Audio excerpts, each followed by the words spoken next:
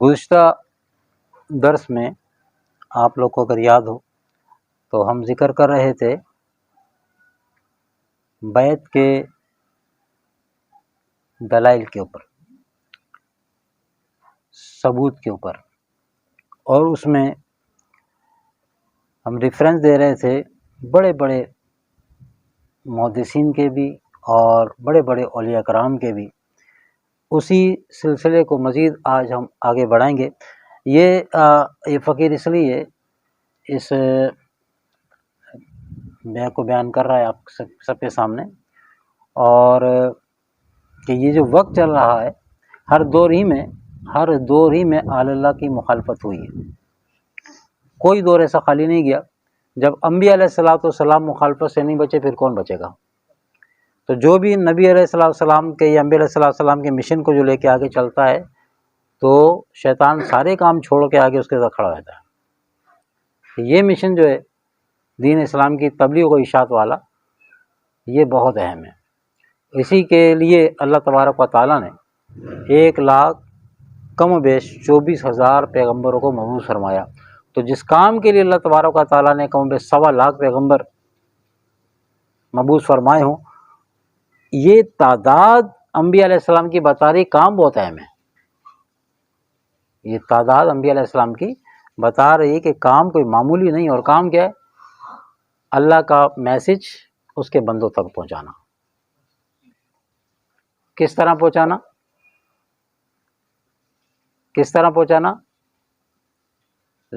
ڈنڈا مار کے نہیں، حکمت کے ساتھ، پیار سے، محبت سے، مگر حکمت کے ساتھ اس کو پہنچانا ہے۔ تو اکثر فقیر آپ سے ذکر کرتا ہے، اور مثال وہ بہت خوب مثال ہے قرآن مجید کی، کہ جو دین اسلام کے داعی ہیں، دین اسلام کی طرف دعوت دینے والے ہیں، چاہے دین اسلام کے کسی بھی شعبے سے ان کا تعلق ہے، ہمارا شعبہ تصوف کے ساتھ ہے تو ہم اس حوالے سے بات کرتے ہیں، ورنہ دین اسلام کے جو مختلف شعبہ جات ہیں تو ان شعبہ جات میں جو بھی دین کا داعی ہے، دعوت دینے والا ہے، اس کے لیے قرآن مجید میں ایک اصول قائم کر دیا گیا ہے کہ اس داعی کو اسے فالو کرنا پڑے گا۔ اگر وہ اسے فالو نہ کرے اور اپنی طبیعت لے کے چلے گا تو کام نہیں ہوگا۔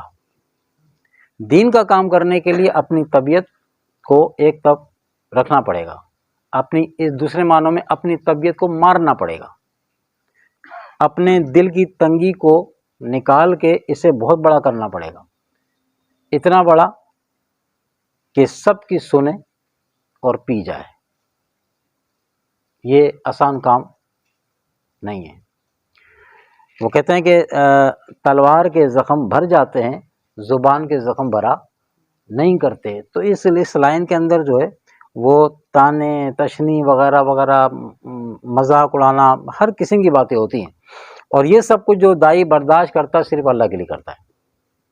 یہ ساری باتیں دوستوں کی، گھر والوں کی، محلے والوں کی، اس لائن پہ چلتے اگر وہ برداشت کرتا ہے صرف اللہ کے لیے کرتا ہے اور اس کے رسول کے لیے کرتا ہے۔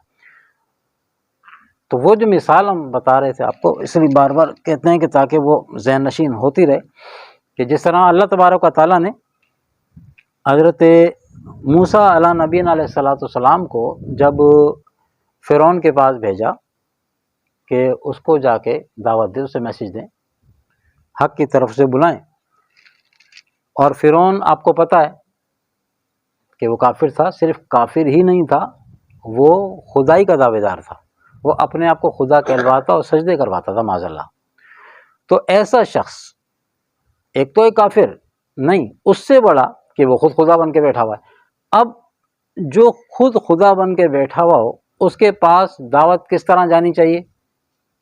ہم تو کہیں گے دو ٹوک بات ہونی چاہیے، معاذ اللہ خدا بن کے بیٹھا ہوا ہے، اسے دو ٹوک انداز سے بات کی جائے۔ رب العالمین کا دیکھیں، انداز دیکھیں کہ، اور یہ اللہ تعالیٰ کی سنت بن گئی، اس طریقے سے کام کروانا، اور کروانا اللہ کی سنت اور کرنا نبیوں کی سنت بن گئی، ٹھیک ہے؟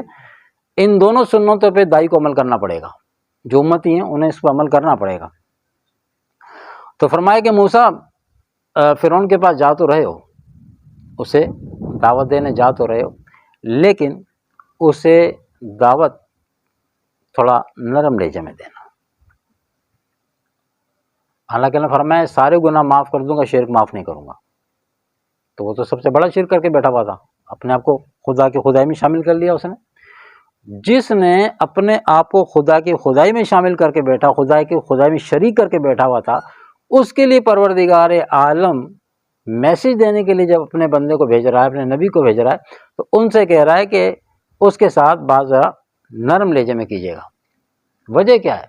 یہ انسانی نفسیات کے معاملات ہیں نا، اور جو بنانے والا ہے ہماری نفسیات کو بہتر جانتا ہے، کیونکہ وہ پہلے ہی خدا بن کے بیٹھا ہوا ہے۔ اگر جا کے اس سے بات دو ٹوک انداز میں کی جائے گی، وہ کہاں سنے، کدھر، وہ تو توجہ دے گی نہیں نا اس طرف۔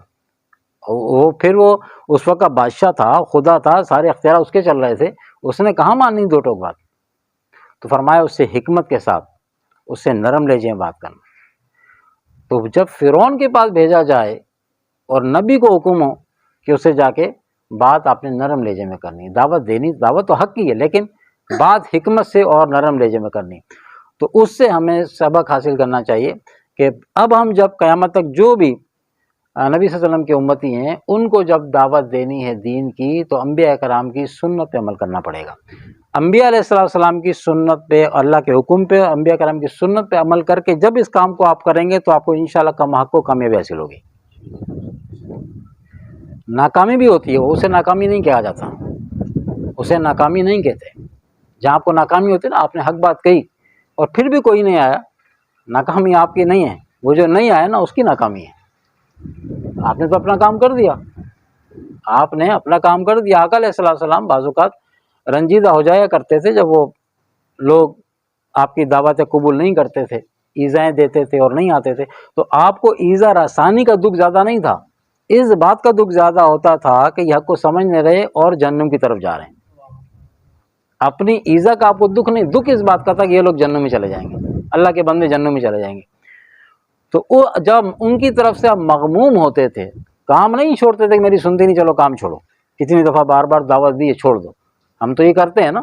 آقا علیہ السلام کی سنت نہیں تھی، بار بار آپ جاتے تھے، بار بار ان کو دعوت دیتے تھے، تو جب آپ وہ لوگ نہیں آتے، بعض کفار بڑے سخت تھے، نہیں آتے تھے، تو آپ آقا علیہ السلام دلی طور پہ رنجیدہ ہو جاتے تھے۔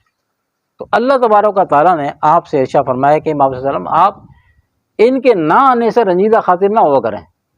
اب دیکھو اللہ کیسے آقا صلی اللہ علیہ وسلم کی ڈھارس بندھا رہا ہے کہ آپ جو ہے ان کے نہ آنے سے رنجیدہ خاطر نہ ہوا کریں۔ کیوں؟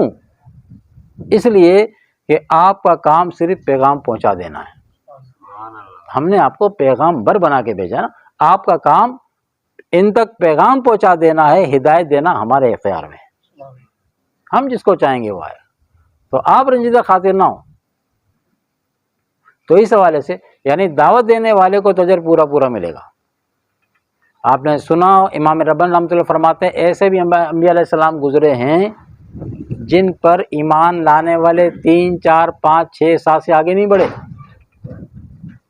انبیاء کرام کی دعوت، معجزے ان کے پاس ہوتے تھے، معجزے ان کے، اس کے باوجود انگلی پہ گنے جا سکتے تھے ان پہ ایمان لانے والے، اور اس وقت عمریں کتنی ہوتی تھی؟ سینکڑوں سال کی عمریں، اور ایمان لانے والے گنتی کے لوگ۔ تو کیا انہوں نے کام چھوڑ دیا؟ نہیں، آخری دم تک جس کام سے اللہ نے بھیجا تھا وہ کام کرتے رہے، کہ ہمیں جس کام سے اللہ نے بھیجا اللہ ہم سے وہ پوچھے گا اپنا کام کر کے آئے کہ نہیں آئے۔ بالکل یہی کام اس امت محمدیہ کے ذمہ اللہ نے لگایا، ہمیں کھانے پینے کے لیے نہیں بھیجا، یہ تو ضرورت کی چیزیں، آئیں گے تو کھانا ہی پڑے گا نا، تو کھانا مقصد نہیں ہے، یہ ضرورت ہے، یہ ضرورت ہے۔ کپڑے پہننا آپ کی ضرورت ہے، مقصد نہیں ہے یہ۔ ان تمام تو ضروریات کو پورا کرتے ہوئے نظر مقصد کی طرف، ہم نے کیا ضرورت کو مقصد بنا لیا ہے، اپنی ضرورتوں کو مقاصد بنا لیا ہے اور مقصد سے نظر ہٹ گئی، تو اب کیا، اب ایک دوڑ لگی ہوئی ہے، اور وہ دوڑ ایسی ہے کہ قبر میں جا کے مکے گی، پھر اینڈ ہو جائے گا۔ تو مقصد جو ہے وہ مقصد کیا ہے؟ فرمایا وما خلقت الجن والانس الا لیعبدون، کہ ہم نے جن اور انسانوں کو اپنی عبادت کے لیے پیدا کیا ہے۔ اور عبادت کا مفہوم صرف یہ نہیں کہ ہم صرف نمازیں پڑھتے رہیں، نہیں، اپنی عبادات کے ساتھ ساتھ، اپنے اعمال صالحہ کرنے کے ساتھ ساتھ اس کی دوسروں کو دعوت دی جائے، یہ اصل کام یہ ہے۔